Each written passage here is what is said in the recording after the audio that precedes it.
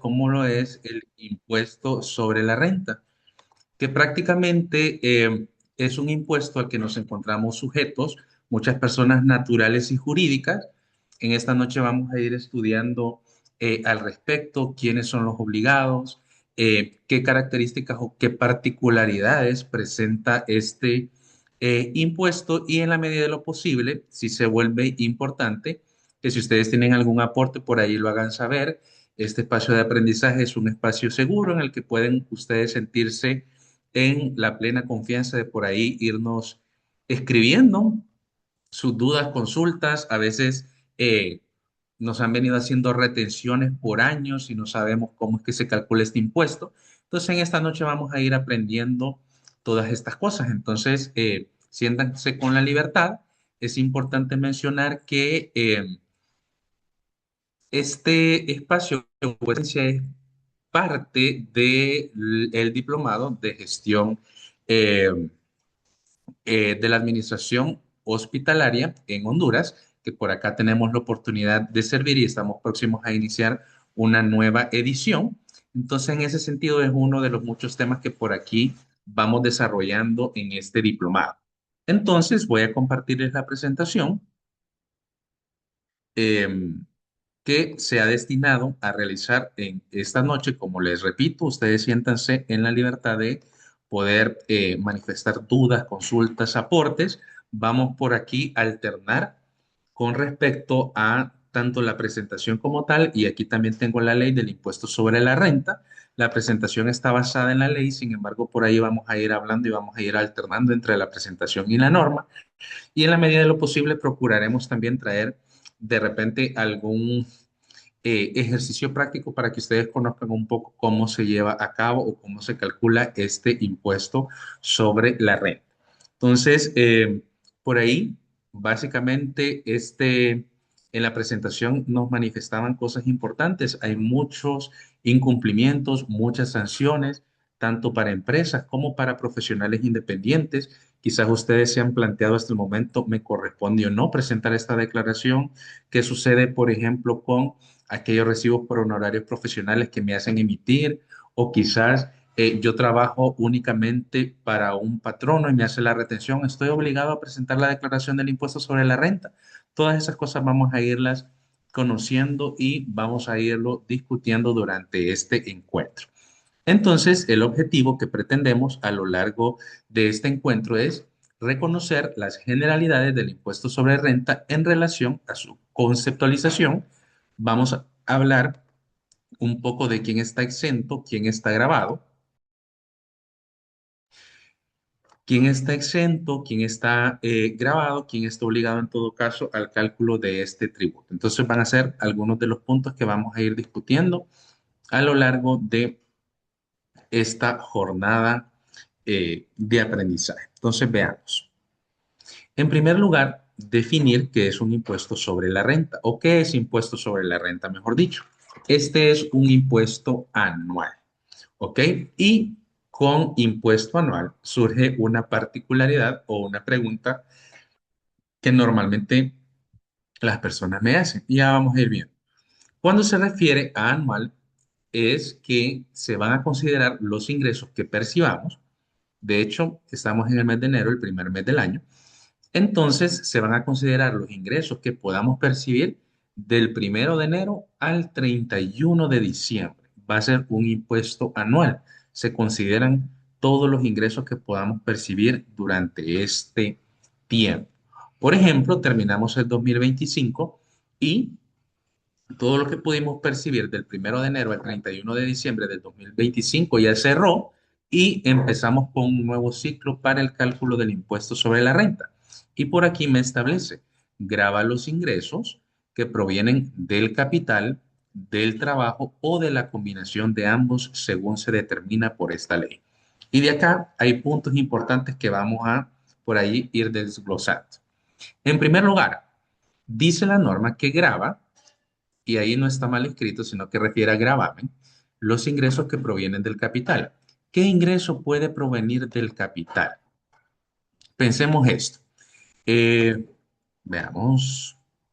Pensemos, por ejemplo, que Carol tiene una empresa que se dedica a la compra o tiene un negocio que se dedica a la compra y venta de mercancía.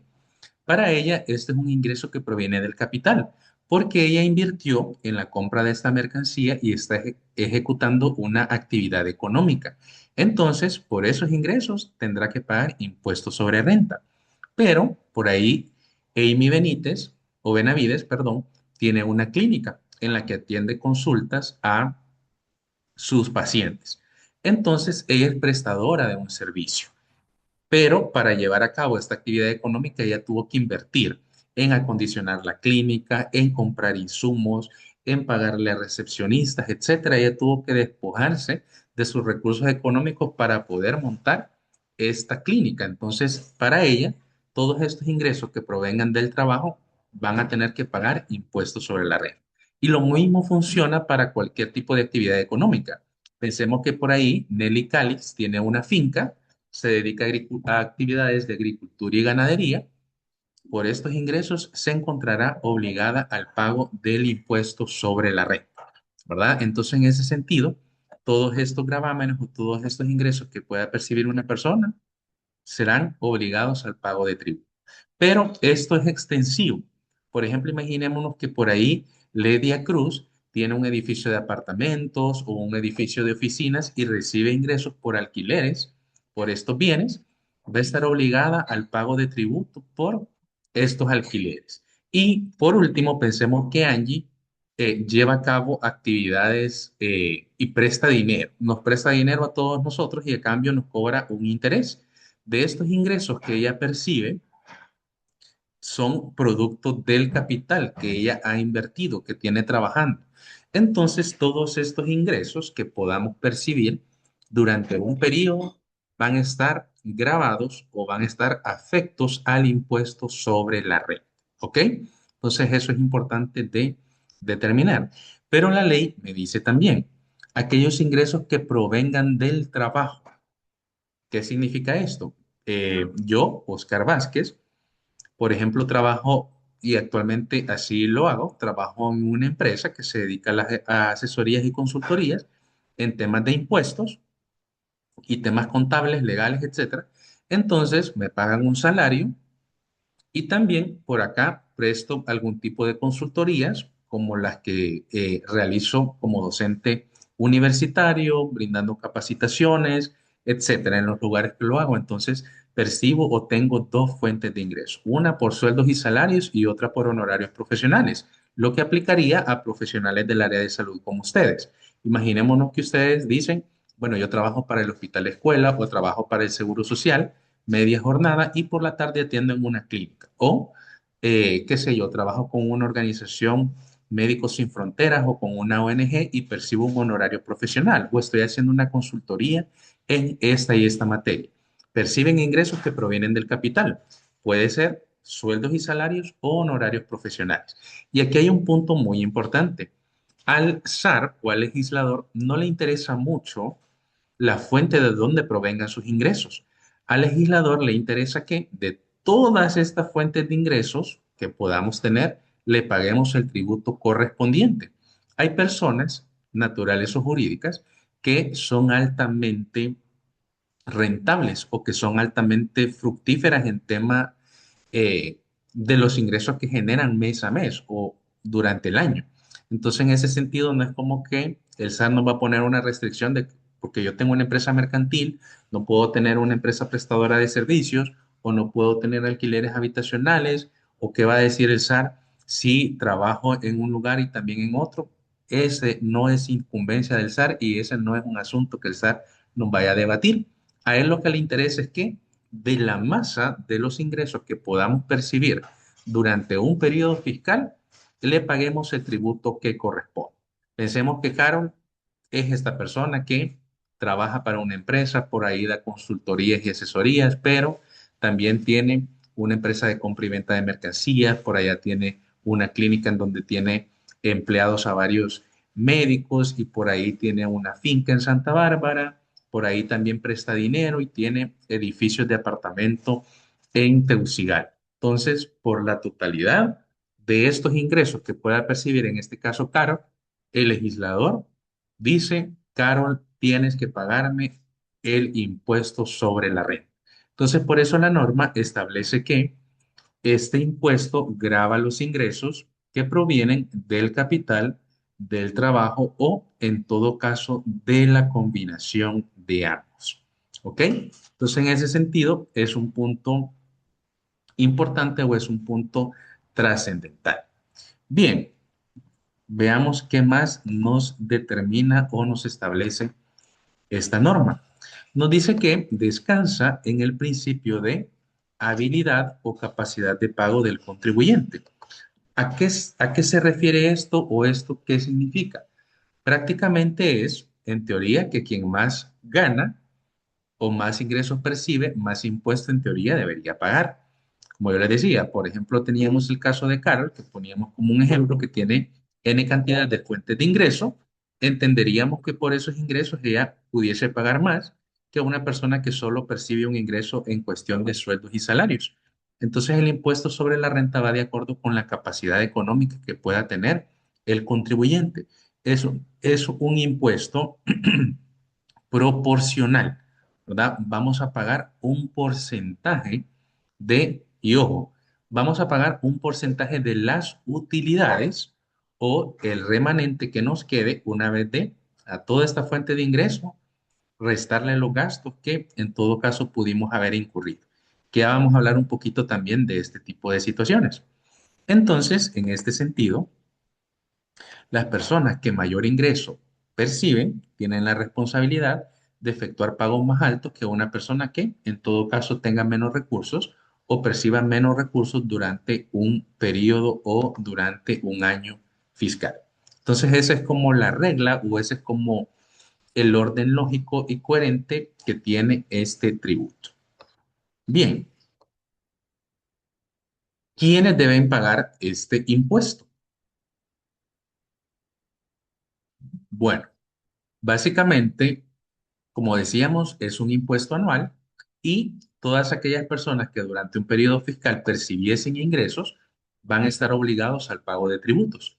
El tema es que existen determinadas formas de que el Estado nos exige el cumplimiento o el pago de este tributo, que también las vamos a ir mencionando. Pero, cosas importantes, porque muchas veces a mí me hacen esta pregunta. ¿Qué sucede si yo tengo una única fuente de ingresos y esta fuente es mis sueldos y mi salario? En ese caso, yo no estoy obligado a presentar una declaración de impuestos sobre la renta. ¿Por qué? Porque mi patrono es el responsable ante el Estado de retenerme los valores, si es que los hay, y en todo caso enterarlos al fisco. Ahora bien, si ustedes por alguna circunstancia Si ustedes por alguna circunstancia en algún momento declararon o se inscribieron al régimen del SAR y dejaron de hacerlo o quizás dejaron de hacer consultorías o dejaron de emitir recibo por honorarios profesionales y quizás consiguieron un trabajo de tiempo completo y quedaron con una obligación activa, ustedes lo que tienen que hacer es ir ante el SAR y solicitar que les den de baja a su obligación, porque caso contrario ustedes van a seguir acumulando incumplimientos, ¿verdad? Es decir, repito nuevamente, si ustedes por algún motivo presentaban declaraciones ante el SAR porque quizás hicieron una consultoría o quizás atendían en consulta, entonces en ese sentido ustedes dejan de hacerlo, pasan a tener un régimen de sueldos y salarios únicamente o se van del país porque les salió una beca, etcétera. Ustedes tienen que ir ante el SAR y notificarle, decirles, actualmente no estoy ejerciendo una actividad económica, necesito o requiero que me den de baja a la obligación. Y si mi única fuente es sueldo y salario, mi patrono va a ser el responsable de retener el tributo que pudiese corresponder. Por acá Diana nos hace una pregunta y me encanta que escriban a través del chat sus preguntas o dudas, porque en ese sentido quizás muchos aprendemos con las preguntas o lo que le puede pasar a un colega. Diana nos dice, abogado, ¿cuánto tiempo tenemos para hacer la baja? ¿Hay tiempo establecido en meses o días? Fíjese, Diana, y es una excelente pregunta. Cuando se trata de empresas, tenemos 90 días después de que cesamos o que cerramos el negocio o el establecimiento para poder hacer nuestra baja o solicitar nuestra baja de obligaciones. Y si somos personas naturales, eh, y actuamos, por ejemplo, de manera independiente, tenemos, entre más pronto lo hagamos, mejor. Y es importante que no cierre el periodo fiscal sin que nosotros hagamos esta baja. Y les voy a poner un ejemplo. Imaginémonos que Diana, voy a usar su caso, o voy a usar su ejemplo con el propósito de ilustrar a sus compañeros y bueno, básicamente imaginémonos, Diana, que usted 2024 estaba llevando a cabo, atendía pacientes, atendía consultas, hacía consultorías y todo lo demás y tenía sus recibos por honorarios, presentó su declaración en el 2025 y hasta ahí cumplió. Pero pensemos que a partir de enero del año pasado usted dejó de hacerlo y pensemos, y estos solo son escenarios hipotéticos, que en marzo, usted consigue un empleo a tiempo completo y dejó de llevar a cabo esa actividad. Entonces tenemos, o lo oportuno es que usted vaya y solicite esta baja antes de que venza la declaración el 30 de abril de este año. ¿Por qué? Porque si llega abril o se pasa del 30 de abril, el SAR le va a crear una sanción por no haber presentado la declaración en el momento que a usted le correspondía, que era el 30 de abril. Entonces, este momento o estos primeros 4 meses del año se vuelve preciso para que yo en todo caso le dé de baja a mi obligación y le diga al SAR, SAR, mi situación cambió y por eso yo ya no soy obligado. Ahora trabajo para alguien más y él es responsable de retenerme y pagarte los tributos. Entonces, es un momento oportuno para que se pueda hacer, Diana y resto de los participantes. Bien, un gusto. Ok, por ahí pueden dejar sus preguntas a través del chat.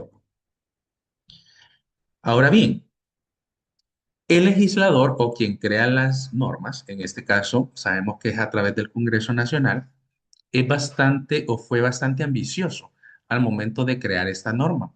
¿Y a qué me refiero con esto de que fue ambicioso? Básicamente no quiso dejar nada por fuera.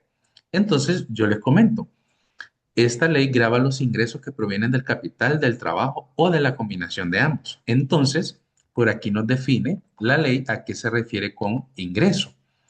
Es toda clase de rendimiento, utilidad, ganancia, renta, interés, producto, provecho, participación, sueldo, jornal, honorario y en general cualquier percepción en efectivo, en valores, en especie o en crédito que modifique el patrimonio del contribuyente.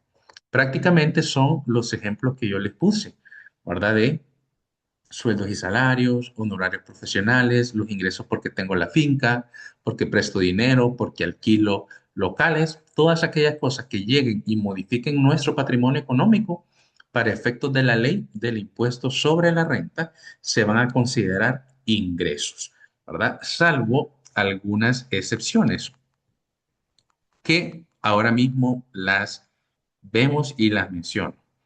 Em, bien, veamos.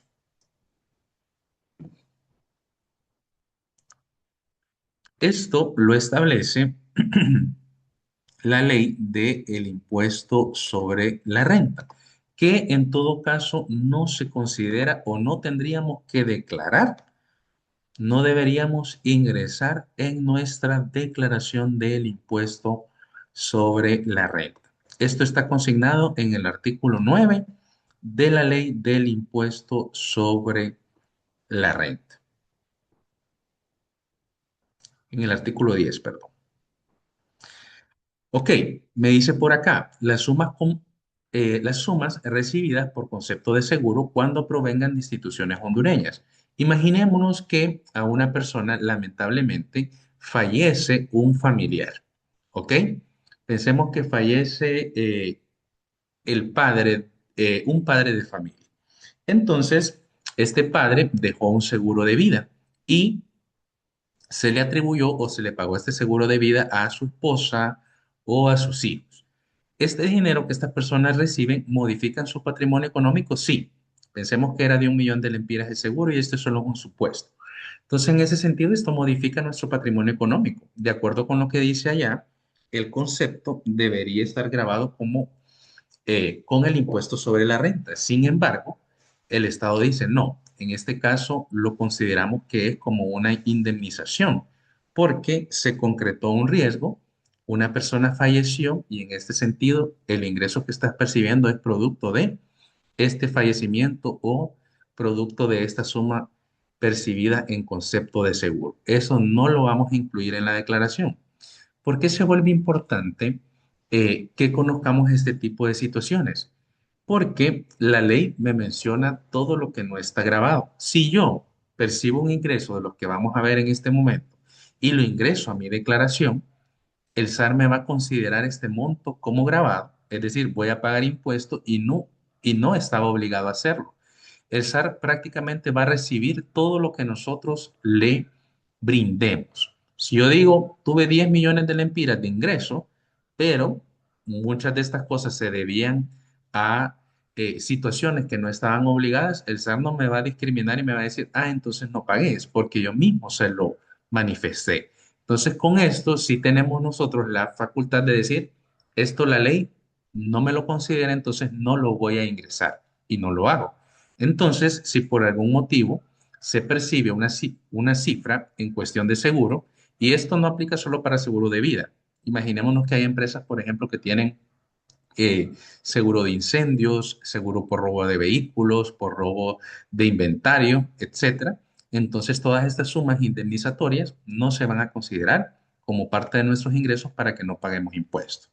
O si, por ejemplo, el Estado nos brinda un subsidio, que esto sucede mucho, por ejemplo, en el transporte, o pensemos lo siguiente, pensemos que por aquí Ana Peña eh, tiene una clínica en una zona rural del país y la Secretaría de Salud, y esto es un supuesto, le dice, ok, Ana, como nosotros no podemos llegar como a toda esta población, entonces lo que vamos a hacer es que usted atienda eh, tantos pacientes, por ejemplo, y el Estado va a subsidiar estas consultas que usted brinde. ¿Cómo se trata de un programa o de algo que ejecuta el Estado, en este caso a través de ANA? Para ANA, ese ingreso, y ojo, se trata de un subsidio. En ese sentido, eh, ANA va a percibir probablemente un ingreso, puede que le cobre una parte al paciente y otra le otorgue el Estado, pero el Estado lo que está pretendiendo es, en ese sentido, beneficiar a esta población que es vulnerable y que no tiene acceso a la salud. Entonces, en ese sentido, le dice, Ana, por este ingreso de estas personas, vos no vas a estar obligada a ingresarlo a tu declaración. No vas a pagar el tributo que pudiese corresponder a una persona que atienda su consulta en una clínica en particular sin este tipo de subsidios. También, veamos, por aquí tenemos un aporte. Ok, por ahí, y me voy a detener un poquito, ¿cómo es este proceso de la baja para darse de baja de la obligación? Nos pregunta Jerónimo Vanegas. Fíjese, Jerónimo, que cuando se trata de una persona natural, como ustedes y como yo, es mucho más fácil, porque yo perfectamente, a través de una constancia laboral, yo le puedo decir a mi patrono, por ejemplo, vaya, yo trabajo para la Secretaría de Salud, ahora a tiempo completo y le digo, Secretaría de Salud, por favor, extiéndame una constancia que yo estoy laborando con ustedes. Y yo hago una nota al SAR y le digo, por este medio, yo, Oscar Said Vázquez, Mendoza, con número de identidad tal, con RTN tal, por este medio solicito una baja de obligaciones en virtud de que desde tal fecha soy empleado de la Secretaría de Salud en el puesto tal. Y para acompañar esta solicitud, anexo una copia o anexo una constancia laboral en donde prácticamente se ratifica esta información que estoy proporcionando. Entonces el SAR procede a la baja de la obligación. Yo les comento que es mucho más fácil para las personas naturales como ustedes y como yo, porque cuando se trata de personas jurídicas o empresas, el SAR ya le va a pedir más cosas. Le va a pedir estados financieros, le va a pedir el cierre ante la alcaldía, pero si se trata de una persona natural con una constancia laboral y un escrito, prácticamente se le puede dar de baja a la obligación sin problemas. Por aquí Carol nos hace un aporte. Me di de baja ya una vez y por circunstancias tuve que volver a declarar impuesto. ¿Puedo darme de baja de nuevo sin ningún tipo de problemas? La respuesta, Carol, es que sí, porque son muchas situaciones las que suceden y ustedes lo saben, las circunstancias de la vida, ¿verdad? Van cambiando tanto que posiblemente en un tiempo no encontraba, qué sé yo, trabajo y por eso tuve que hacer asesorías y consultorías por mi cuenta, pero después tuve un trabajo estable, dejo esto y podemos retomar las veces que nosotros requiramos, ¿verdad? Esto ante el SAR no causa ningún tipo de sospecha, no causa un tema de suspicacia, sino que son situaciones que pasan y yo simplemente lo acredito. En cualquier momento también puedo solicitar nuevamente recibo por honorarios profesionales porque por ahí, qué sé yo, tuve una oportunidad de laboral de hacer algo más y perfectamente sin problemas podemos solicitar las bajas de obligaciones las veces que en todo caso nosotros requiramos, ¿verdad? Entonces ahí no hay ningún tipo de inconvenientes con respecto a esto. Irene nos pregunta algo importante y vamos a ver. Irene pregunta, ¿es obligatorio que las declaraciones se realicen por parte de un contador? Y la respuesta es, Irene y resto de la sección, que esto depende. ¿Y de qué va a depender? Si yo soy una persona natural, pero puntualmente soy un profesional independiente, soy odontólogo, soy nutricionista, soy médico general, médico especialista y mi declaración es presentada como persona natural, como profesional independiente. Yo perfectamente como profesional independiente puedo presentar mi declaración o le puedo pedir a un amigo que me la presente y todo lo demás. No es necesario que en ese caso sea contador. La situación cambia cuando yo no soy una persona natural, sino que estoy constituido como un comerciante individual o cuando yo estoy constituido como una empresa, se vuelve obligatorio que la presentación la lleve a cabo un contador. ¿Por qué? Porque los comerciantes individuales y las empresas jurídicas, es decir, aquí ya no es Angie Zelaya la que presenta la declaración, sino que, por ejemplo, es Clínicas y Laboratorios Celaya. Entonces, en ese sentido, se trata de una empresa mercantil o una persona jurídica, y en este sentido, tanto los comerciantes individuales como las personas jurídicas están en la obligación de llevar contabilidad. Y los únicos autorizados en el país para llevar contabilidad son los contadores. Entonces, en esos casos, la declaración de impuesto sí me pide de forma obligatoria el dato del contador. Me pide que establezca su nombre, establezca el RTN del contador y su número de colegiación. Ahí ya sí hay una obligación de que sea un profesional de la contaduría. Y no necesariamente tiene que ser un profesional universitario. Puede ser un perito mercantil y contador público siempre y cuando esté debidamente colegiado y tenga ese número de colegiación. Va a ser obligatorio y se lo va a solicitar la declaración. Pero si soy un profesional independiente, básicamente con esto puedo presentar mi declaración sin ningún inconveniente. Marbella nos pregunta, ¿qué requisitos o documentos debo presentar al momento de hacer una declaración? Y esta es una excelente pregunta también, Marbella. Fíjense que vamos a hablar de lo correcto y lo que debería ser, ¿ok? Cuando yo presento una declaración, esto es una declaración jurada. Yo estoy diciéndole al Estado, esto es 100% mi situación, esto fue lo que yo viví durante el periodo fiscal. Pensemos que en el 2025. Entonces, en todo caso, pensemos que yo doy eh, consulta o atiendo consultas en mi clínica. Entonces, yo tendría que tomar todos los recibos por honorarios profesionales que emití, sumarlo y presentar mi declaración, al igual que todos los gastos que yo tuve, y lo voy a consignar en mi declaración jurada. Ahora bien, al momento que yo presento mi declaración, no tengo que presentar ningún documento y muchas veces las personas se hacen esta pregunta que Marbella nos dice por acá. Al momento que yo presento mi declaración, no es como que yo tenga que ir al SAR tampoco a presentar mi declaración, no. Yo la puedo hacer desde mi computador, que tenga una conexión a Internet y ahí presento mi declaración, no debo presentar absolutamente nada. Ahora bien, el SAR tiene la capacidad de fiscalizarme, es decir, el SAR me puede ir a auditar. Y por ejemplo, el SAR puede, en todo caso, venir y decir, Marbella, tú presentaste la declaración del año 2025 con estos montos, entonces yo vengo a revisarte o auditarte.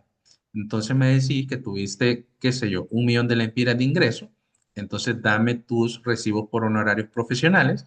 El SAR ya sabe qué cantidad de recibos pedimos durante un año, entonces va a decir, tráeme tus talonarios y también tráeme las facturas que avalen tus gastos.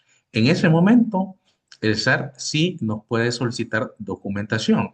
Puede ser que durante nuestra vida tributaria el SAR jamás nos audite, jamás nos pida información, pero también ellos tienen la facultad para poder hacerlo si así lo estipulan. Pero al momento que nosotros presentamos la declaración, no es como que tengamos que presentar documentación, soporte en ese momento, pero sí es importante que nuestra declaración esté debidamente sustentada, porque caso contrario, el SAR sí nos puede multar y hay acciones, no todas, pero hay acciones que son constitutivas de delitos y ahí ya vamos a tener un poco más de problemas. Entonces, al presentar declaración, no necesitamos llevar un documento o presentar solo al SAR, pero sí tenemos que tener nuestro archivo, por lo menos de los últimos 5 años atrás, por si el SAR viene y nos hace una verificación. Muy buenas preguntas, muy buenos aportes. Bien. ¿Qué otra cosa no voy a considerar en mi declaración? ¿Qué otra cosa no tengo que reportarle al SAT? ¿O por qué otra cosa en todo caso no voy a pagar ningún tipo de tributos? Bueno, básicamente, si por ejemplo una persona recibe una herencia, un legado o una donación, imaginémonos que una persona lamentablemente fallece y nos hereda un bien. Vamos a ver, por acá alguien pregunta algo más. Ok, un gusto, Marbella. Imaginémonos que una persona fallece y nos hereda bienes o nos hereda una empresa. Al momento que nosotros recibimos este bien, no es como que tengamos que pagar un impuesto por haber recibido esto. ¿Modifica nuestro patrimonio económico? Sí. Es un bien que no teníamos y que ahora llega a nuestra masa patrimonial o a nuestro patrimonio. Entonces, en ese sentido, sí modifica nuestro patrimonio, pero por solo recibirlo no hay un impuesto que tengamos que pagar. Ahora bien, cuando yo ya empiezo a explotar este bien o cuando yo ya empiezo a obtener ingresos producto de una herencia, allí sí hay una obligación de pagar tributos. Ejemplo, pensemos que a una persona le heredan un pequeño edificio en donde hay 6 pisos de oficinas y apartamentos. En el momento que esta persona recibe el bien, no hay impuesto que tenga que pagar, pero imaginémonos que ya empieza a alquilarlo o arrendarlo y percibe X cantidad de ingresos. En ese momento sí, esta persona ya tiene que tributar. ¿Por qué lo menciono? Porque estando en el SAR, a mí me sucedió en más de una ocasión que le preguntaba a una persona, pero usted este ingreso, ¿por qué no lo declara? Y me decían, no, es que esto es una herencia y las herencias no pagan impuestos. No, al momento en que lo recibo, no estoy obligado a pagar, pero cuando estoy sacando un provecho económico producto de una herencia que recibí, allí sí hay un pago asociado de tributo. Entonces, eso sí, tendrá que pagar impuestos. Si una persona se gana, por ejemplo, un premio de la Lotería Nacional de Beneficencia, que la única que tenemos en el país es el PANI, si una persona recibe un ingreso del PANI, no tendrá que pagar tributos aunque eso modifique su patrimonio económico. Ahora bien, si percibe por ahí un premio de la loto Ahí sí el Telsa le va a tener que hacer la deducción del impuesto sobre la renta. En este caso es un impuesto que se llama ganancia de capital, pero el Telsa ahí le va a tener que retener un 10% del premio que se pudo haber ganado. ¿Ok? También las indemnizaciones que una persona pueda percibir por un riesgo profesional. Imaginémonos que un ingeniero eléctrico esté llevando a cabo una labor, qué sé yo, en uno de estos tendidos eléctricos. Entonces recibe una descarga y esta persona pues queda incapacitada. Pensemos que el patrono le indemniza, le paga un monto por esta situación que se concretó, un riesgo que le dejó incapacitado. Entonces, en ese sentido, este dinero modifica el patrimonio económico de esta persona, pero se trata de una indemnización y por ese concepto el Estado dice, no, esto no te lo voy a considerar o por esto no me vas a pagar tributos. Tampoco los ingresos que provengan de los fondos de pensiones o fondos de previsión social. Cuando una persona, por ejemplo, se jubila y, eh, qué sé yo, recibe también un ingreso por un fondo de pensión, entonces en ese sentido ya la ley le dice, esto no te lo vamos a considerar como grabado o por esto no vas a pagar impuestos. También, y esto sucede mucho con, lamentablemente ahora con los cambios de gobierno, el tema de las prestaciones laborales. A muchas personas las despiden y en ese sentido les pagan sus prestaciones.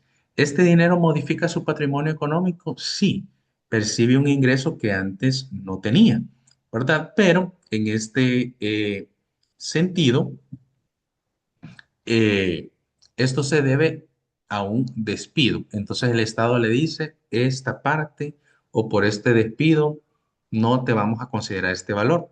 También el tema de las prestaciones laborales tiene como esta connotación de ser una indemnización en alguna medida, porque nos están separando de nuestro puesto de trabajo. Entonces por eso no pagamos impuestos. Tampoco, y esto normalmente nos gusta mucho, cuando percibimos por ahí el decimotercer mes, el decimocuarto mes de salario y nosotros decimos, ah, ¿y por qué en este bono de decimotercero, decimocuarto o por arriba me menciona también, perdón, el bono de vacaciones, ¿por qué me sale íntegro? Porque ahí no me hacen ningún tipo de deducción. Porque la ley aquí ya me establece que el valor de las vacaciones ordinarias del decimotercero y decimocuarto mes de salario van a estar libres de gravamen. Entonces, ¿por qué lo menciono? Quizás muchos de ustedes van a presentar sus declaraciones y van a incorporar o podrían incorporar decimotercero, decimocuarto vacaciones y todo lo que perciban. Entonces les va a salir una suma representativa de impuestos sobre renta y van a decir, no, pero qué montón de dinero me toca pagar, porque están considerando todas estas situaciones que ya la ley me separa o me exime del pago del tributo. Bien, veamos por acá, hay... Marcela me hace una pregunta bastante buena y me dice, ¿los fondos de pensiones en instituciones bancarias como BAC están exentos? La respuesta es que sí. Muchos de ustedes se preguntarán y dirán, abogado, y esto me lo están haciendo como consulta muchos amigos y muchas personas cercanas ahorita que estamos en inicio de año. Me dicen, fíjate que yo estoy pagando demasiados impuestos o me están reteniendo bastantes impuestos. ¿Qué puedo hacer para que esto no sea así? Yo les aconsejaría que abran un fondo de pensiones, porque el monto del aporte que nosotros hacemos a los fondos de pensiones están considerados como un gasto. Entonces, la suma de este ingreso, pensemos que, por ejemplo, yo hago un aporte a fondo de pensión de 5.000 empiras al mes a un fondo de pensión. Si lo multiplico por 12 al final de cuentas, en un año voy a tener 60.000 empiras de ahorro. Estos 60.000 son deducibles del impuesto sobre la renta, lo que significa que mi patrono me va a retener menos impuesto o, en todo caso, si yo soy un profesional independiente, voy a pagar menos impuesto porque estoy llevando como ese dinero a un aporte o a un fondo de pensión y esto es perfectamente legal. No les estoy hablando nada que estemos quebrantando la norma, que estemos evadiendo al fisco. No, esto me lo permite la ley. Y si me permite utilizarlo, lo puedo hacer. Vamos a ver, por aquí me consultan. Dice Dania, si me pagan con recibo, con RTN, como comerciante individual en una clínica, por turnos, sin un contrato, solo cubriendo turnos como PRN, ¿se declara ese dinero? La respuesta es sí. ¿Por qué, Idania y resto de la clase? Porque yo les comentaba, todos los ingresos que modifican nuestro patrimonio económico están obligados a declarar el impuesto sobre la renta. Entonces, eso sí lo tenemos que declarar, ¿verdad? Los ingresos son o la renta, me menciona la norma, son indivisibles, ¿verdad? Es decir, que no puedo declarar o no debería declarar esto sí, aquello no, tal cosa sí lo voy a incluir. No, tengo que grabar la masa, el total de los ingresos que en todo caso yo pueda percibir durante un periodo fiscal. Entonces esa parte sí tenemos que declarar. Elin nos pregunta, abogado, ¿qué gastos específicos permite el SAR deducir del impuesto sobre la renta y cuáles no? ¿Es deducible la renta del apartamento, por ejemplo? Elin, es una excelente pregunta. Y por ahí, Marcela, creo que va un poquito enfocada a lo mismo que nos está consultando por acá Elin. Dice, me gustaría saber qué facturas son las que me son útiles para disminuir mis impuestos, porque tengo entendido que no todas son útiles. Perfecto. Bien. En un segundo llegamos a eso. Vamos a continuar con lo que no se considera y en breve ya les doy respuesta.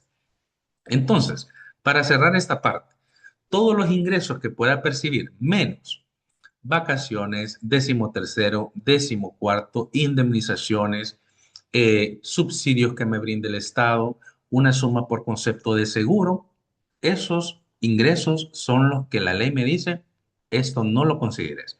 El resto de las cosas tendría que incluirlo en mi declaración del impuesto sobre la renta. ¿Ok? Bien. Ahora, cerrando esa idea, vamos nuevamente a la presentación.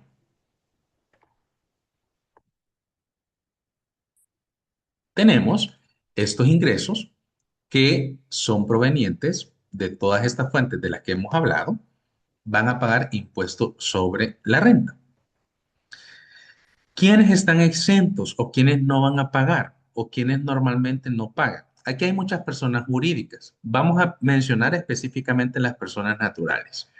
Pero por aquí ustedes pueden ver, el Estado no paga, instituciones de beneficencia, las iglesias como institución, los miembros del cuerpo diplomático, los colegios profesionales, los sindicatos no pagan impuestos sobre la renta.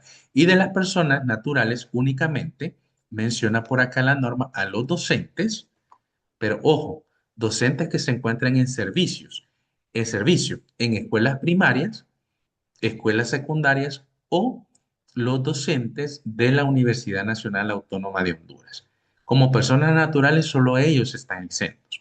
Si yo, por ejemplo, soy docente de la Autónoma, pero tengo mi plaza en el Seguro Social o atiendo por allá consultas, no significa que voy a estar exento de la totalidad de los ingresos que perciba. Va a ser específicamente por los ingresos que devengo en dichos centros. Eso también sucede de forma muy frecuente, que la gente dice, no, yo no pago impuestos porque soy docente de la Universidad Nacional Autónoma y tiene por allá negocios, tiene por allá otras fuentes de ingresos. No, la norma me dice que específicamente por los ingresos en materia de docencia. El resto sí vamos a tener que pagar el tributo que pudiera corresponder.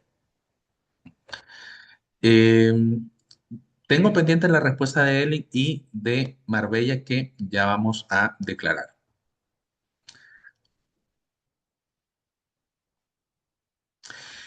Dice Gabriela, abogado, si trabajaba por consultorías, presentaba recibos por honorarios, pero dejé de elaborar en el 2024 y no hice la declaratoria el año pasado, ¿hay multa o sanción? Gabriela, la respuesta es que sí, ¿verdad? En todo caso, el SAR establece multas y hay un punto importante con respecto a esto. Las multas son diarias. Hasta el momento en que yo cumpla con presentar la declaración, el SAR va a seguir calculándome fracción de plazo.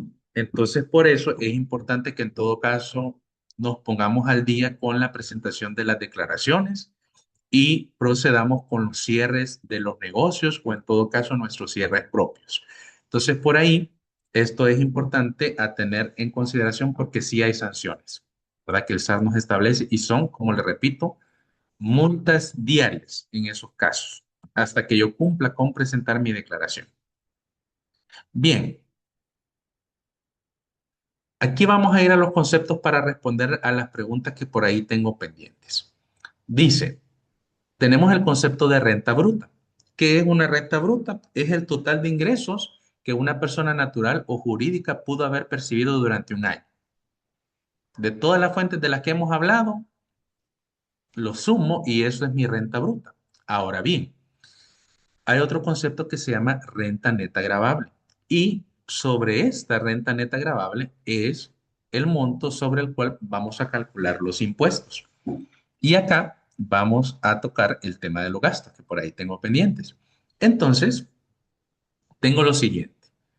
Total de ingresos menos los gastos que la ley me permita deducir del impuesto sobre la renta, voy a considerar como deducibles. Si ustedes piensan en función de términos más sencillos, prácticamente sobre las utilidades es el monto sobre el cual yo voy a pagar el impuesto. Voy a tomar mis ingresos menos mis gastos y la diferencia que va a ser utilidad, si es que la hay, porque en algunos casos pudiese ser pérdida, sobre este monto voy a declarar impuestos. Entonces, esto es muy importante.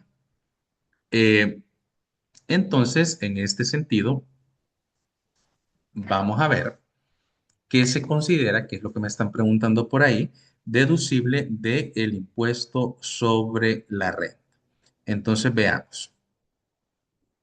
Dice la norma que la renta neta gravable de una empresa mercantil, aunque esto aplica también para persona natural, se determina deduciendo de su renta bruta, total de ingresos, el importe de gastos. Y aquí voy a contestar la pregunta que le debo o la respuesta que le debo a Elin y a Marbella, ¿verdad? De qué gastos me permite la ley considerar como deducibles de impuestos sobre la renta. Tiene que tener tres características básicas un gasto para que se me considere como deducible. Y el primero es ser un gasto ordinario y necesario para generar el ingreso. Ese es el primero. El segundo, y lo vamos a ir viendo con ejemplos. El segundo tiene que ser del periodo contributivo.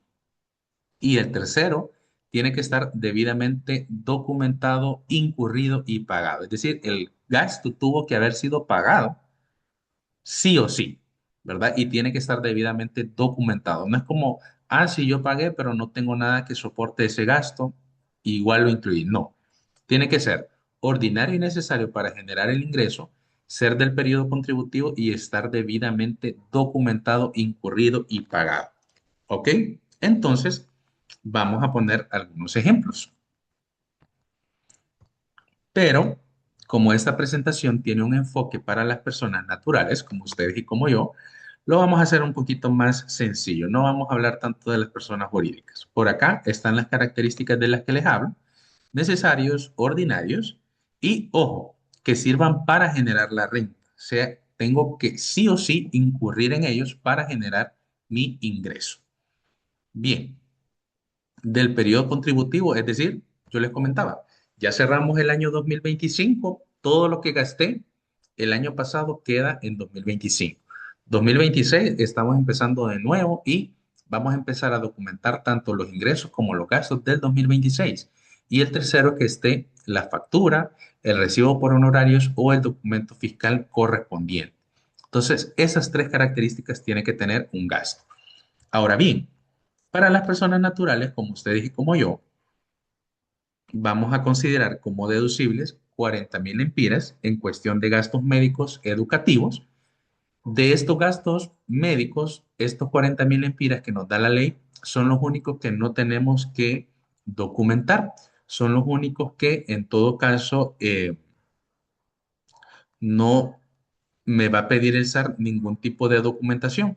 Si incurro o no en ellos, el SAR prácticamente con esto no se va a meter, sino que me lo va a dar por válido y si no me enfermé en ese año y si no invertí en mi educación, igual va a considerar estos 40.000 lempiras y además va a considerar los gastos, y aquí es donde voy a dar respuesta a lo que me preguntan por ahí, los gastos incurridos en el ejercicio de una profesión, arte u oficio.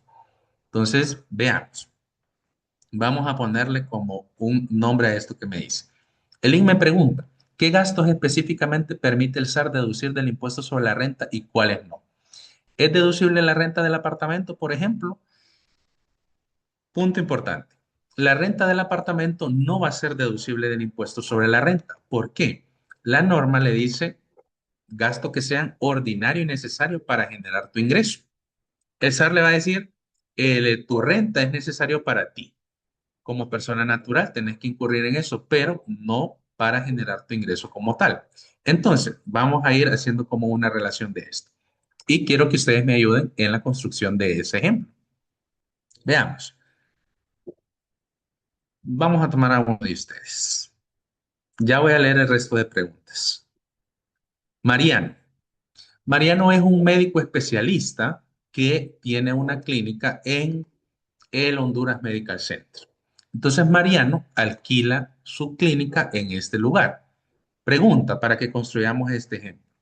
¿Qué gastos en qué gastos Mariano tiene que incurrir para poder llevar a cabo la prestación de sus servicios? Para poder atender consultas, ¿cuáles son gastos asociados a esa actividad de Mariano? ¿Cuáles se les ocurren a ustedes? Sin pena por ahí. Por aquí Marbella dice la compra de combustible, el alquiler de la clínica. Muy bien, Marbella. Marcela me dice, los ingresos que provienen de una liquidación por un despido o renuncia serían parte de la renta. La respuesta es no. El artículo 10, lo leíamos, nos indica que las prestaciones laborales o esto no se consideran como parte de la renta. Por aquí dice Mariano, y miren qué importante, que ahí estamos llevando la lógica de esto. Si es odontólogo, dice los materiales. Yo uso un tratamiento de ortodoncia, entonces no sé muy bien qué es lo que en todo caso utilizan conmigo, pero tengo arcos, tengo los hules, para mis limpiezas utilizan el, qué sé yo, flúor, pasta dental, etcétera. Todo eso es necesario para generar el ingreso, sí, porque si el odontólogo no invierte en eso, no me presta el servicio de ortodoncia, no le pago, deducible del impuesto sobre renta. Tiene que pagar, por ejemplo, a la persona que le asiste, que por ahí le ayuda para esto, deducible del impuesto sobre renta. La persona que por ahí está cobrando, deducible del impuesto sobre renta, que le ayuden en el aseo, deducible. La ley excluye de estos gastos los gastos que son personales. Si, por ejemplo, yo no pudiese pretender, no tengo hijos, pero no pudiese pretender en todo caso que, por ejemplo, la colegiatura de mis hijos sea deducible del impuesto sobre renta. Eso no es necesario para generar mi ingreso. Puede ser necesario para mis hijos, ¿verdad? Para que tengan un nivel de vida eh, digno, pero no es necesario para generar mi ingreso. Tampoco, y muchas veces la gente confunde esto y dice, ok, yo gasté, qué sé yo, 2 millones de lempiras porque compré una clínica. Entonces, en ese sentido, pues compré la clínica o compré un carro, ¿esto es deducible? La respuesta es no. Este tipo de situaciones se consideran como una inversión, no como un gasto. Ahora bien, si yo compro una oficina o compro el local de una clínica y saco un préstamo, financio esta clínica, es decir, le voy a pagar al banco durante un tiempo determinado, el interés que yo pague por el préstamo, sí la ley me permite llevarlo a deducible, pero no el pago de capital, solo la parte de interés que en todo caso yo lleve a cabo. Entonces esto tiene que estar vinculado con la actividad económica que yo estoy realizando y con aquello que me permita generar el ingreso. Y esto aplica para todas las profesiones y tiene que llevar como esta lógica. Imaginémonos que yo soy jardinero y ustedes me contratan para llevar a cabo un trabajo en su jardín de su casa o de su hacienda que está en determinado lugar. Para mí como jardinero va a ser igual. Voy a pagar mano de obra, voy a pagar combustible para desplazarme, voy a tener que pagar, utilizar combustible para mis máquinas, quizás tenga que comprar fertilizantes, abonos, insecticidas, o tenga que comprar las plantas, las flores, y yo solo le voy a cobrar a ustedes el monto total. Para él, ese jardinero va a ser deducible del impuesto sobre la renta. Pensemos en mí como abogado. Vengo y les presto un servicio porque les voy a sacar un permiso de operación, o les voy a sacar un permiso sanitario para que ustedes puedan operar sus clínicas. Entonces, yo como abogado, ¿cuáles son los gastos deducibles para mí? Combustible, tengo que pagar parqueo para llegar a estos lugares, tengo que comprar auténticas, tengo que sacar copias, todo eso se vuelve deducible y va intrínseco con la actividad económica que yo estoy ejecutando. Y lo mismo sucede con las empresas. Lo único que las empresas ya lo llevan a una mayor escala. Pero todas aquellas cosas que sean ordinarias y necesarias para generar mi ingreso, eso va a ser deducible del impuesto sobre la renta. No sé si Elin y Marbella quedaron como un poquito más claras con respecto a esto. Ah, Irene por ahí nos comparte. Los servicios básicos, sí. Agua, electricidad, internet, la compra de medicamentos.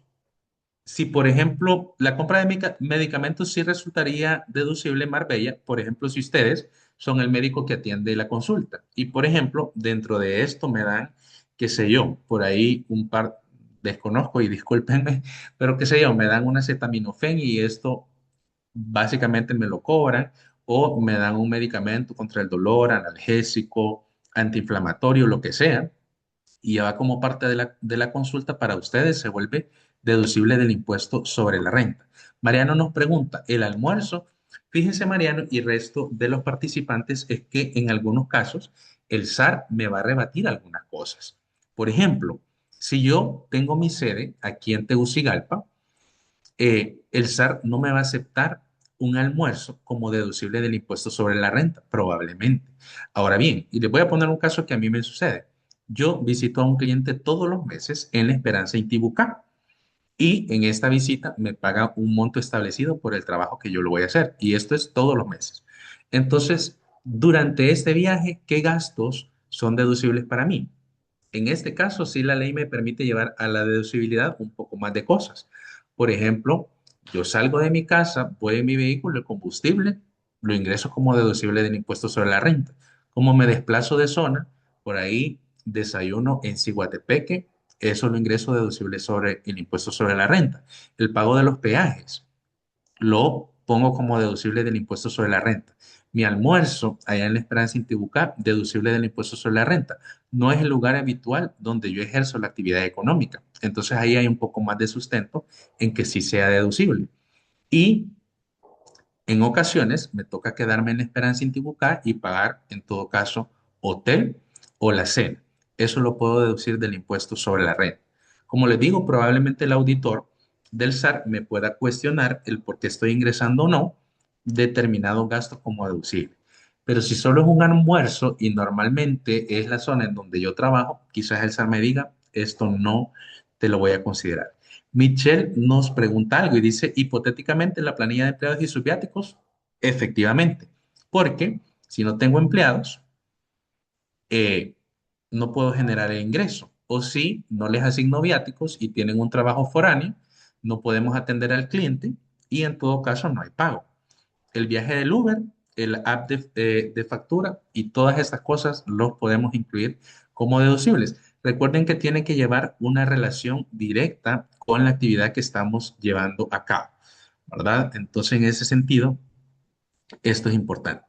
Y también la ley nos permite en todo caso que las donaciones que podamos efectuar también son deducibles del impuesto sobre la renta, tanto para personas naturales como jurídicas y nos permite que en todo caso eso sea considerado como un gasto, ¿verdad? Entonces en ese sentido tenemos estas posibilidades y repito, tienen que estar vinculados con la actividad económica que en todo caso nosotros estamos desarrollando, ¿verdad? Y en algunos casos puede ser que el SAR desconozca un poco con respecto a la actividad económica y nosotros tengamos como que explicarles y decirles, SAR, esto lo consideré por estos y estos motivos, ¿verdad? Entonces, en ese sentido, esto es importante. Entonces, esto es interesante para que lo conozcamos y lo sepamos. Bien. Ah, otras cosas que son deducibles del impuesto sobre la renta. Por ejemplo, para los que son asalariados, el tema del aporte a INJUPE es deducible del impuesto sobre la renta, la colegiación en sus colegios profesionales, ¿verdad? Por ejemplo, yo estoy colegiado al Colegio de Contadores y al de Abogados, ejerzo ambas profesiones, entonces las mensualidades de ambos para mí son deducibles del impuesto sobre la renta. Si tengo que comprar timbres o sellos, eh, bueno, timbres, mejor dicho, ¿verdad? Porque sello, una vez lo compramos y si lo reponemos, pues ahí sí lo ingresamos como deducible, pero yo compro de forma constante timbres y este es deducible del impuesto sobre la renta. Lo requiero de forma habitual en la prestación de mis servicios. Marbella dice, si el SAT acepta una factura y es deducible, ¿qué porcentaje es el que cuenta de la factura o deduce el total? En realidad, deduce el total de lo que nosotros pudimos haber incurrido, ¿verdad? Con respecto al gasto. El índice, poniendo un ejemplo, en caso de que se haga consultas gratuitas en algún lugar, los días sábados se podría considerar. Es que fíjese, Elin, que en este caso, como no hay un ingreso que vaya asociado, probablemente el SAR no lo considere como deducible.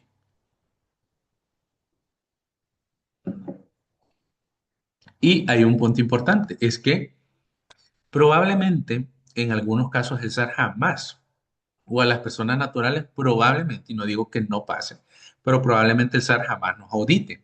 Pero como yo les decía, el SAR tiene la facultad de auditarnos y de repente decir, quiero examinar tu comportamiento tributario, dame tus facturas. Y ahí el SAR va a decir, esto sí, esto no, y demás, ¿verdad? Por ejemplo, nosotros tuvimos un caso, yo trabajaba en el SAR, me correspondía dar devoluciones de impuestos y tuvimos una consultora que ingresaba la colegiatura de sus hijos, la compra del supermercado, de su despensa. Esto no era deducible del impuesto sobre la renta para ella.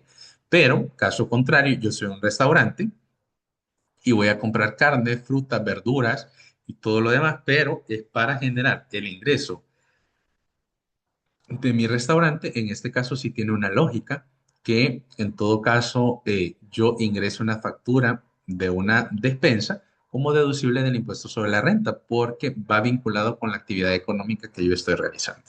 Entonces tiene que tener como esta lógica o esta particularidad. Ahora bien, los 40.000 lempiras de gastos médicos es para la mayoría de nosotros, ¿verdad? Para las personas que empezamos nuestra vida tributaria y tenemos hasta 59 años. Este monto se extiende para las personas que están en una edad de 60 a 64 años, de 40.000 lempiras de gastos médicos a 70.000. Y si hay personas que sobrepasan los 65 años de edad, en lugar de 70.000, tienen 110.000 lempiras de gastos deducibles en concepto de gastos médicos o de gastos educativos. Y las personas que superan los 65 años, además de 110.000 lempiras, tienen 350.000 lempiras adicionales que la ley les concede. Probablemente el legislador, y esto es a partir de la pandemia, ustedes saben que las personas de la tercera edad fueron un grupo bastante vulnerable. Entonces probablemente el legislador dijo, bueno, estas personas han tributado toda su vida, entonces les vamos a ampliar un poco más el techo para los aportes que le pagan al fisco.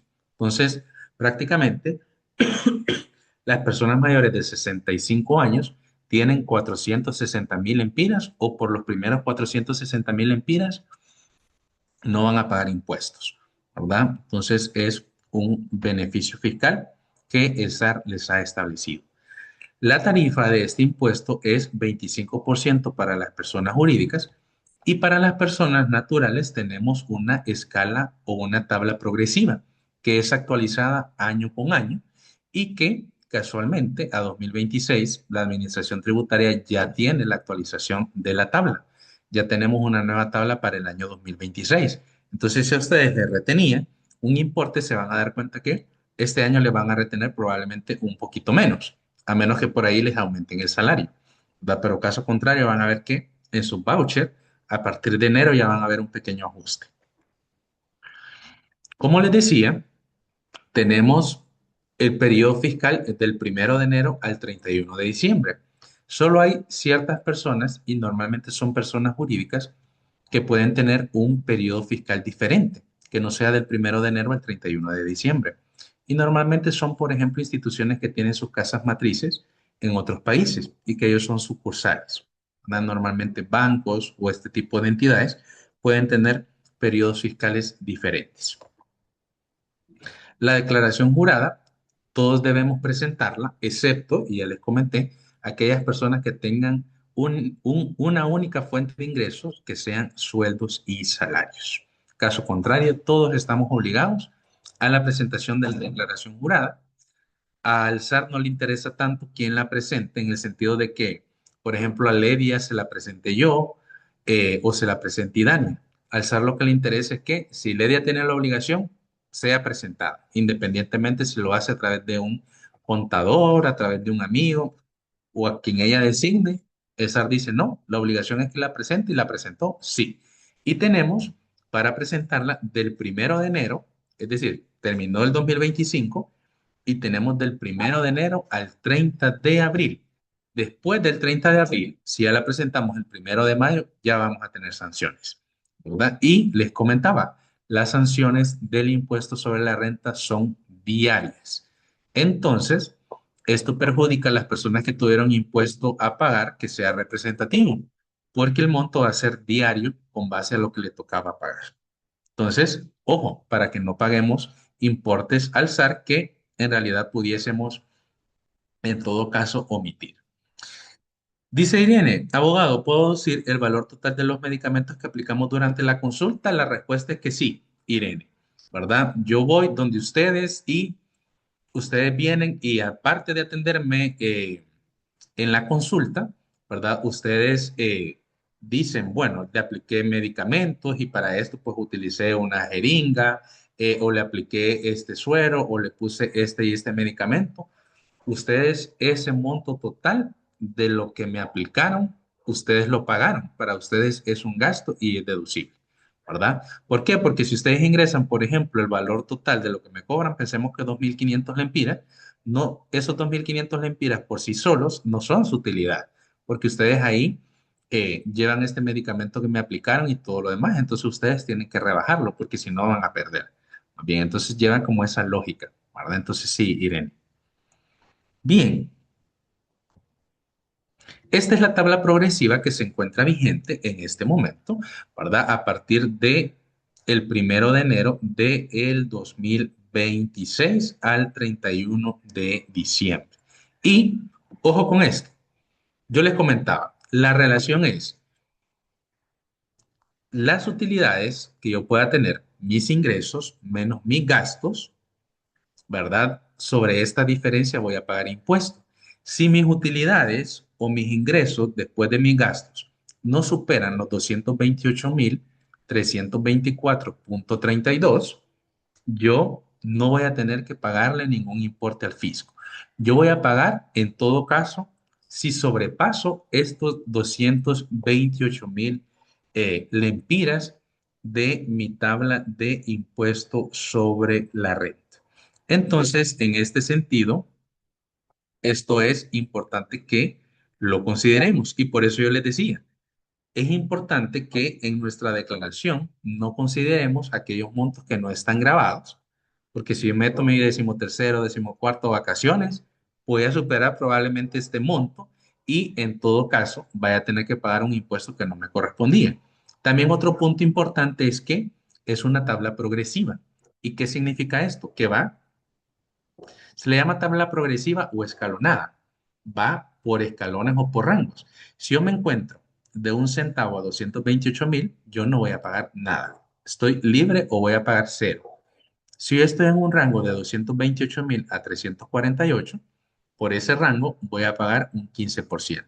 Si estoy en un rango de 348 a 809.000, voy a pagar un 20% y si estoy en un rango de 809.000 en adelante, voy a pagar 25% en cuestión de impuesto sobre la renta. Entonces, en ese sentido, esto es importante que lo consideremos. Bien, si no les molesta y me esperan, quisiera, ¿verdad? Que nos tomemos un espacio, probablemente nos pasemos un poquito de las 7:30, pero sí me gustaría que hagamos un caso práctico para que ustedes vean cómo se calcula el impuesto sobre la renta. Pudiesen ser diferentes escenarios o diferentes situaciones, pero vamos a partir de un caso en particular para que por ahí nos quede este conocimiento fijado. Ok, entonces les voy a proyectar.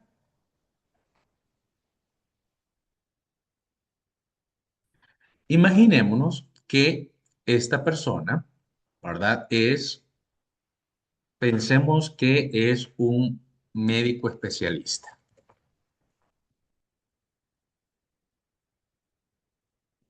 No lo vamos a hacer complejo, lo vamos a hacer bien sencillo. Este médico especialista atiende en su clínica privada. Entonces, tiene, pensemos que es una clínica privada o atiende o tiene asesorías, consultorías con organismos internacionales, qué sé yo, pero es un profesional independiente. Entonces, pensemos que, y esto solo es un supuesto, este médico especialista tiene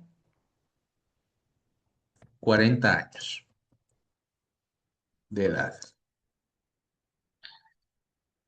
Bien, entonces pensemos que tiene ingresos de 4.200.000 lempiras en el año. Tiene su clínica o hace consultorías por ahí. Tiene gastos. ¿Qué gastos se consideran como deducibles? Mencionamos una persona que tenía una clínica. Pago de alquiler, servicios públicos, si paga una cuota de mantenimiento, la colegiación a su colegio profesional, tiene por ahí una recepcionista, eh, qué sé yo, hace publicidad a través de redes sociales, la publicidad se vuelve deducible del impuesto sobre la renta. Pensemos que en el año tiene 1.800.000 empiras de gastos, ¿ok? Y por ahí los medicamentos que compra, aplica, qué sé yo. Y estamos siendo bien eh, conservadores con respecto a sus gastos. Entonces, lo que se hace es a los ingresos, ¿verdad? Le restamos los gastos que son ordinarios, necesarios para generar la renta del periodo contributivo y están debidamente documentados, incurridos y pagados. Entonces, este doctor tiene una renta neta gravable o una utilidad es esto, de 2.400.000 empiras. Pero, como tiene 40 años de edad, la ley nos dice que puede deducir 40.000 empiras de gastos médicos sin necesidad de presentar ningún tipo de comprobante. Entonces, el monto sobre el cual se va a calcular o se va a aplicar esta tabla progresiva, vamos a ponerle a esto utilidad neta. El monto sobre el cual se va a aplicar esta tabla progresiva es sobre 2.340.000 lempiras. Entonces, a esto le vamos a aplicar esta tabla progresiva. Entonces, construyamos esta tabla progresiva. Va de 1 centavo a 228.324.32. Si ustedes se fijan, esta persona, este médico, se sitúa en el último escalón de esta tabla, ¿verdad? En este último rango, porque tiene ingresos. Dice acá que el último escalón va de 809 en adelante. En este caso, llega hasta 2.360.000. Entonces, construyamos la tabla. El segundo rango va de 228.324.33 a 348.154.10. El tercer rango ya vamos a poner. Bonita y presentable esta tabla. Tercer rango va de 348.154.11 a 809.660.75 y el último rango va de 800.660.76 en adelante. Y en este caso el adelante es hasta 2.360.000, que es el monto que este médico percibe. Le vamos a poner los dígitos. Acá le vamos a poner desde hasta. Ok, un punto importante es que esta tabla progresiva va determinando los rangos o cantidad de lempiras. Vamos a ponerle acá para que lo comprendamos mejor. Cantidad de lempiras por rango. Bien, ¿cómo determinamos esto? A este monto le restamos esto. Y prácticamente es de 1 centavo a 228.000 lempiras. ¿Cuántos lempiras hay? Hay 228.000. De 228 a 348, ¿cuántos lempiras hay? Hay 119.829.67. De 809 o de 348.154 a 809, ¿qué rango de lempiras hay? Hay 461.000 lempiras. Y en el último rango, que va de 809 a 2.360.000, ¿cuántos lempiras hay? Hay 1.539.000 lempiras. Y acá ya le vamos a ir dando forma a esto. Bien, por acá me cercioro que los rangos, en todo caso, me sumen el total que por aquí pude haber determinado para esta persona. Y miren, me coinciden los 2.360.000 con lo que determiné. Es decir, acá no estoy dejando ni un centavo por fuera. ¿Cuáles son los rangos? En el primer rango, o cuáles son los porcentajes, mejor dicho. En el primer rango pago 0%. En el segundo pago un 15%. En el tercero pago un 20% y en el cuarto rango pago un 25%. Entonces ahora lo que me queda determinar es cuánto me toca pagar por cada uno de los rangos. Entonces le vamos a llamar a esto impuesto a pagar. Los 228.000 primeros no pagan impuesto, es decir, pagan un 0%. Entonces miren, acá no pago nada en este primer rango. El segundo rango hay 119.000 empiras, por los cuales voy a pagar un 25%, lo multiplico y obtengo que en ese rango este médico va a pagar 17.974 lempiras. En el tercer rango hay 461.506 lempiras que van a pagar un 20%. Entonces, en este rango, este médico va a pagar 92.301.33 y me queda el último rango. En este último rango, 1.550, 1.550.329.24 por 25% me da un total de 387.484.61 lempiras.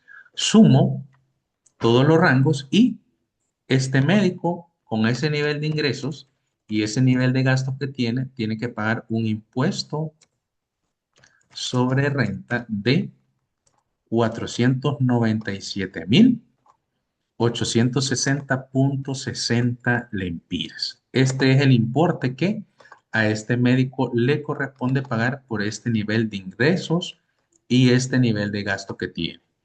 Jacqueline pregunta, abogado, para tener recibos de pagos a cuenta, ¿qué requisitos debo tener? Tuve que haber pagado impuestos sobre renta previamente, porque con los pagos a cuenta no me hacen la deducción del 12.5 mensual. Emito recibo por honorarios profesionales. Jacqueline, la respuesta es que los pagos a cuenta o la constancia de pagos a cuenta se calcula, así como usted dice, del impuesto a pagar. Si yo no tengo declaraciones previas, declaraciones de periodos anteriores o no pagué impuesto antes, entonces no puedo generar una constancia de pagos a cuenta. Entonces, cuando pagamos o presentamos una declaración con montos a pagar, tenemos la posibilidad de generar nuestra constancia de pagos a cuenta y en este sentido evitar la retención del 12,5%, que les recomiendo que en todo caso tengan su constancia de pagos a cuenta. Mariano dice, es bastante, qué buen ejemplo. Y aquí es donde yo les digo, si yo, médico especialista, digo, me va a tocar pagar estos 497,000 empiras de impuesto o de acuerdo con los ingresos, esta es mi proyección. Yo como profesional voy buscando los mecanismos para pagar menos impuestos. Y ojo, no estamos diciendo, y yo les he enfatizado, de que voy a quebrantar la norma, pero aquí es donde yo les digo, yo puedo perfectamente, yo soy esta persona y digo, me voy a abrir un un AFP, un fondo de pensiones. Y en este sentido puedo disminuir este total de impuesto a pagar. Al final de cuentas, el AFP o este aporte a fondos de pensión es mío, es mi dinero.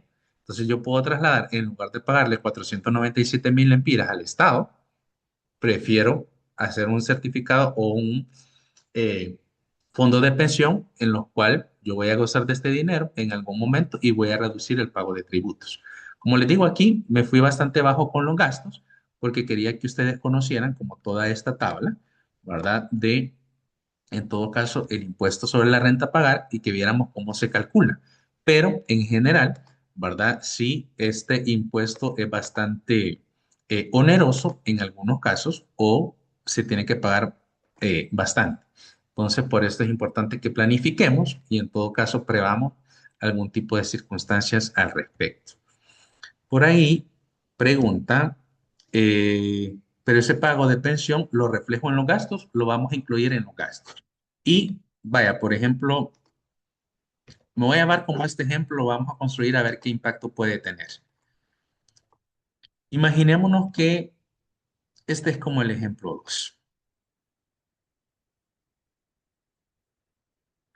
Imaginémonos que esta misma persona, este mismo médico, hace que puede variar de acuerdo con el aporte que pueda hacer, ¿verdad? Imaginémonos que abre una AFP y pensemos que hace un aporte mensual de, o qué sé yo, hace un aporte durante el año de 200,000 empiras. Veamos qué impacto tiene. Entonces, que 200,000 empiras, vamos a ver qué impacto puede tener por acá. Menos los 40,000, menos los 200,000 de la AFP. En lugar de tener grabado 2,360,000, tengo 2,160,000. Acá vamos a sustituir. Entonces, aquí, si ustedes se fijan, yo en todo caso paso de pagar 447,000 empiras, 497,000 empiras al Estado, paso a pagar 447. Prácticamente tengo un ahorro de 50,000 lempiras que no voy a pagar al fisco. Fíjense que aquí hay algo importante y ustedes pueden decir 50,000 lempiras es poco, pero en realidad no, ¿verdad? O sea, yo estoy llevando esta parte de mis ingresos y hay 50,000 lempiras que me estoy ahorrando. Y de hecho, la bondad que tiene el fondo de pensión es que en este momento no hay una regulación al respecto. Yo puedo hacer aportes extraordinarios. Hay personas, y les voy a ser muy honesto con esto, hay personas que actualmente ya no pagan impuestos sobre la renta, abren fondos de pensiones con montos bastante altos al final del año. Por ejemplo, hay personas que esperan que termine el 31 de diciembre, van en enero, cierran su fondo de pensión, no pagaron el impuesto y el año siguiente llevan esta misma conducta tributaria. ¿Es legal? Pues todavía no hay nada que nos diga lo contrario, la ley lo permite. Muchas situaciones, muchas ventajas fiscales y todo lo demás, vamos a irla incorporando en como parte de este módulo. Mi módulo en este curso tiene una particularidad o en este diplomado de gestión hospitalaria y es que es un módulo financiero, contable, legal y de impuestos, que quizás no es lo que ustedes están acostumbrados por pertenecer al área de la salud. Pero en este sentido tenemos 4 encuentros, ¿verdad? En los que vamos a aprender algunas de estas ventajas fiscales, Así que por allí los motivo a que quizás se puedan animar a invertir en su educación. Van a tener además una excelente docente en temas más relacionados a su área de formación académica. Entonces, por allí los insto a que lo consideren antes de que nos despidamos, y ya nos pasamos como 3 minutos. Sí me gustaría saber si tienen dudas, consultas o algo que les gustaría preguntar antes de que vayamos dando por finalizado este encuentro. Marcela pregunta, abogado, ¿existe un máximo de fondos de pensión o existe un máximo para la exoneración del impuesto? Ok, para los fondos de pensión no existe un límite en este momento, ¿verdad? Si una persona, por ejemplo, este médico dijera, no, yo como este millón de lempiras o esto puedo invertir o puedo, qué sé yo, aportar 1 millón de lempiras a este fondo de pensiones para que no me salga tanto impuesto a pagar. Entonces, si ustedes se fijan, la renta neta gravable sería 1.360.000. Cambiamos aquí el supuesto. Entonces, por ahí le reduce de 497 a 247. Prácticamente tiene un ahorro de 250.000 empiras que ya no le va a pagar al fisco y que es un dinero que él va a gozar porque ese fondo de pensión es suyo, ¿verdad? Y él lo puede, en todo caso, eh, retirar cuando él desee del banco. Probablemente el banco le cobre una penalidad, pero en comparación con el ahorro de los 250.000 mentiras que va a tener por ahí, que no le va a pagar el SAR, probablemente sí sea una alternativa para esta persona el abrir un fondo de pensión. Bien, ok, entonces, estimados, para mí ha sido un gusto. Lamentablemente el tiempo es muy corto, es 1 hora y media, ¿verdad? Es muy corto como para que hablemos de más temas que quizás son interesantes o son importantes, pero sí queríamos tener este espacio para que ustedes conocieran un poquito el diplomado. Puntualmente, este es el módulo en el que yo aporto. Tenemos una excelente docente, la doctora Jenny Velázquez, que también hace unos aportes bastante interesantes. Y bueno, dejo o les dejo con los o las coordinadoras de este webinar. Voy a contestar algo más que creo que Michelle nos está poniendo por acá. Abogado, los ingresos que se realizan a la AFP deben ser justificados y debidamente respaldados. Usted, en todo caso, Michelle, lleva el contrato que suscribió o el recibo que le pudo haber extendido la institución donde mantiene el AFP. Y con ese ya es deducible del impuesto sobre la renta, ¿verdad? Ese va a ser su comprobante. Abogado Oscar, por esta clase que nos ha brindado el día de hoy. De igual manera, invitamos a todos los participantes de esta conferencia que así como tuvieron esa manera de conocer más sobre la declaración del impuesto sobre la renta, lo van a hacer a través de la 21ª edición del Diplomado de Gerencia y Administración de Servicios Hospitalarios, que tenemos el honor de tener al abogado Oscar Said como uno de los docentes de este diplomado, al igual que la doctora Jenny Velázquez, y como coordinadora también tenemos a la doctora Carmen y como sistematizador al doctor Saúl. Muchísimas gracias a todos por su participación en esta conferencia. En los próximos días recibirán noticias sobre su certificado y los invitamos a estar pendientes a nuestras redes sociales para que puedan conocer más sobre las ofertas académicas vigentes que estaremos ofreciendo en el programa de EduSalud en febrero y marzo y lo que resta del año. Muchísimas gracias, abogado. Muchísimas gracias a todos. Ha sido un placer. Un gusto, feliz noche a todos.